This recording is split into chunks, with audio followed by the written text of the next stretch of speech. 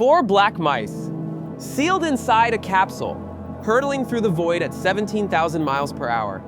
They didn't volunteer, they don't know where they're going. And when the door opened 3.5 hours later, they stepped into a place no mammal from Earth had ever been. China just sent life to a station we're not allowed to visit.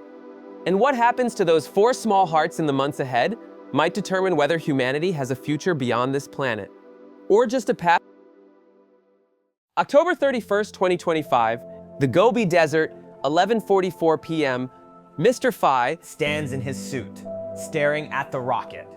32 years old, Born the year the International Space Station was approved. he's never known a world without humans in orbit. But he's about to become part of something different. Next to him, Commander Zhang Lu, 48, a veteran, Zhang Hongjiang, 39, a chemist, first flight. 3 men, 6 months ahead of them. And beneath their feet, in a compartment the size of a shoebox, 4 mice. 2 male, 2 female, selected for one reason: reproduction. The countdown begins. Wu Fei takes one last breath of Earth's air. And then fire.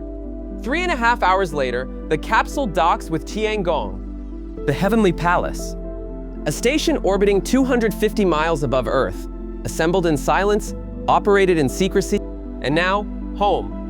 Wu Fei floats through the hatch, weightless. Everything smells like metal and recycled air. For the next 6 months, this machine is the only world he'll know. And in the lab module, in a small habitat with fresh bedding, 4 mice begin their work. Tiangong has been continuously occupied since 2022. 3 astronauts, 6 months at a time. In those 3 years, China has conducted over 200 experiments. We know some of them: fluid physics, crystal growth, new materials. But then there are the others, published only in Mandarin, shared only within the Chinese Academy of Sciences. The ones that ask a question no one wants to answer out loud. Can life continue out here? Because visiting isn't living. Living means children. It means generations. It means a heartbeat that never comes home. And no one has proven that's possible yet. Mammals are fragile. We evolved in gravity. Our bones expect weight. Our hearts expect resistance. Take that away, and the body begins to forget. Bones thin, muscles atrophy. But there's something worse. Something scientists discovered on the International Space Station. Reproduction in space doesn't work. Not the way it should. Sperm becomes less mobile, embryos fail to implant, and even when conception succeeds, the fetus develops wrong. In 2007, Japanese scientists sent pregnant mice to the ISS. The embryos developed, but when they were born back on Earth, their inner ears were malformed. They couldn't balance. Because they'd grown in a place without up or down. Life expects gravity. And without it, life gets lost. So when China sends 4 mice to Tiangong for 8 months, they're testing whether mammals, our kind of life, can create the next generation beyond Earth. And if the answer is no, then Mars isn't a second home. It's a museum we'll visit once. The moon isn't a colony, it's a graveyard with a view. And every plan we've made for humanity's future among the stars is built on biology that doesn't work. But here's what makes this different.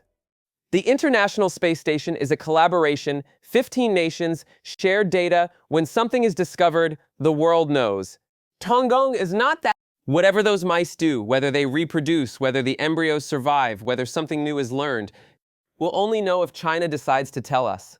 But they'll know, and they'll use it. Because while we've been celebrating anniversaries, China has been building quietly, methodically. They've committed to landing humans on the moon by 2030, 5 years from now. Not for a photo, to stay. They're not racing us. They're just going.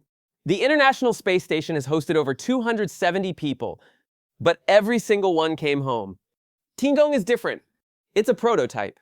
Because if those 4 mice can reproduce, if embryos can develop normally, if life can begin out there, then the next generation of humans might never set foot on Earth.